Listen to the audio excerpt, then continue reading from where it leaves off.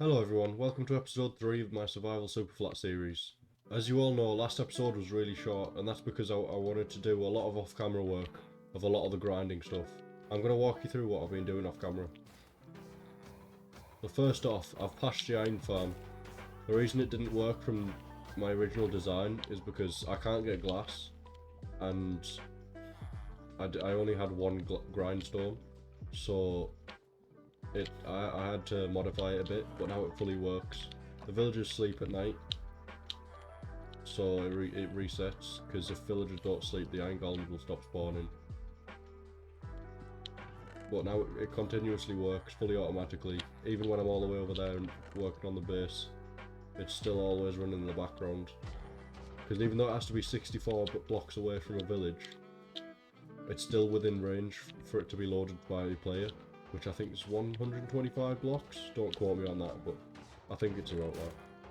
But yeah, as you can hear, very loud iron golem dying, and I've got quite a bit of iron. As you can see, there's no villagers about. That's because I've brought them all down underground, and I've started trading with them. This villager trading such a grind to get all the trades you want.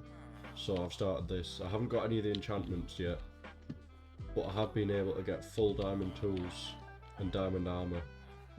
So when we get enough iron to get all the emeralds, we'll have full diamond tools and armor, and then we can start focusing on librarians to get the enchantments we need. And I've given them a farm, because then they throw food at each other, and that's how they breed, and all these beds. So that's why there's so many more villagers here. But now that they're all underground,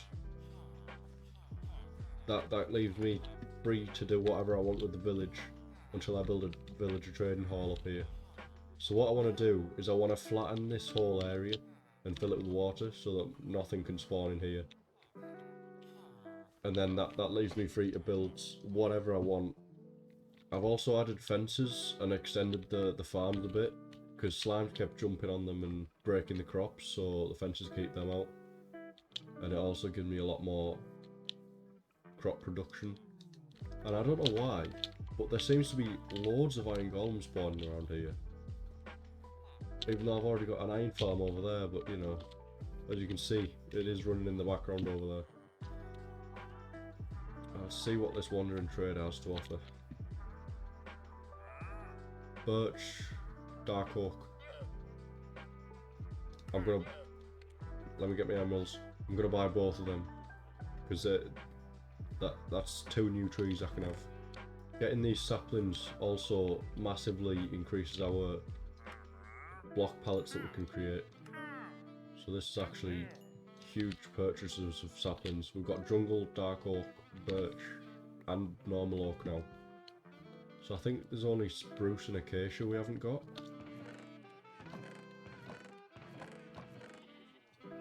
Dark oak, jungle, birch, and oak. One thing I do really need to do is go off and try find as many villagers as possible and hope that diamonds, I get a diamond at least, an obsidian from chests. And if I can't find the obsidian, I need to get all the lava from these villagers so I can build a nether portal. Because I really need to go to the nether, because I really need a gold farm for the XP and for the bartering. Someone trades for gold for emeralds as well, which is going to be huge if I can get loads of gold. Right, it's morning. I'm going to start getting to work on flattening this village. I did want to replay mod this, so it looked better in the video instead of just being either sped up or skipped. Because it's really boring to watch me just mine down an entire village. But I couldn't get it to load in Fabric Launcher. So I don't know, if any of you guys have any suggestions of how to get that working, let me know in the comments. It kept coming up with error code 1 on the game launcher.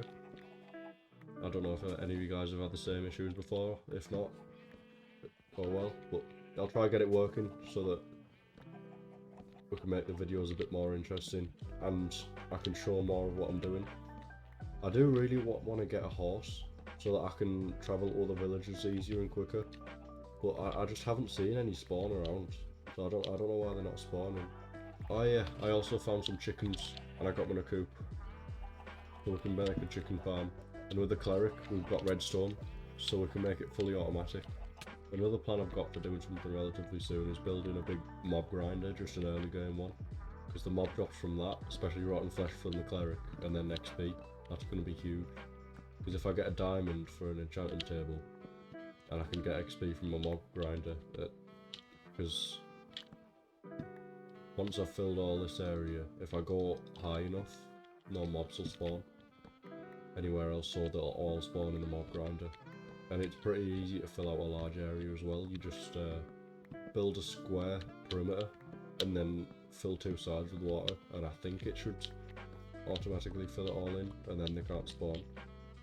One thing I hate about taking down all these villagers' houses is the roofs. There's so much to them, but luckily from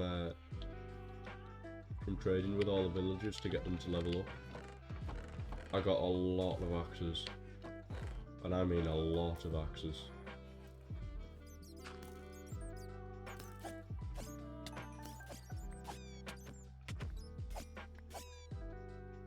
Well, I was not expecting that. I didn't know there was a little room like this in this house. And total blacksmiths. That's where all the bats have come from. I've been seeing, and hearing. Ooh, wandering trader. What have you got? Jungle. Jungle's one thing you need. Okay, so I'm very stupid. Jungle was the first one I bought.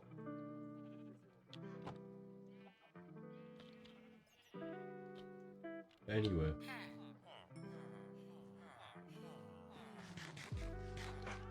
Bought my first diamond tool. And it was literally just to speed up this process. Do I have money spending problems?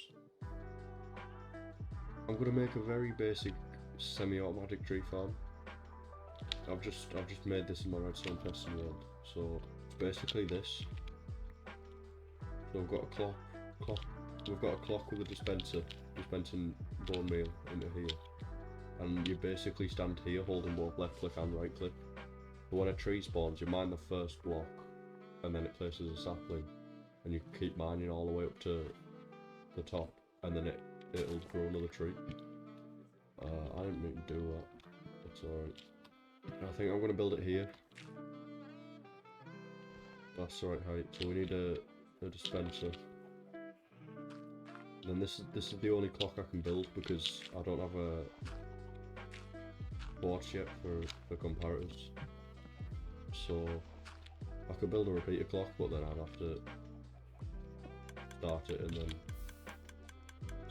rebuild it every time.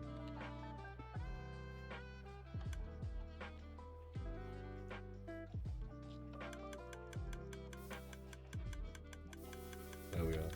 It's called a burnout clock. So basically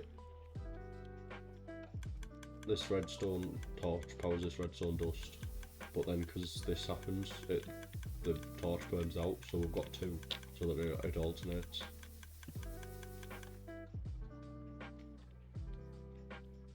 I'm gonna go 1, 2, 3, 4, 5, 6, 7, 8, and I'm gonna place a slab here.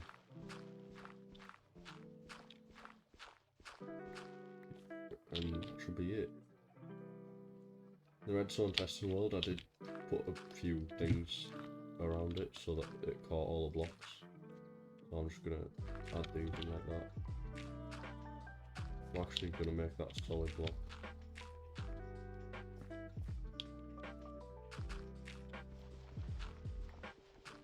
This is only temporary while we're doing the trading, because it doesn't look that pretty. There we are, it's done.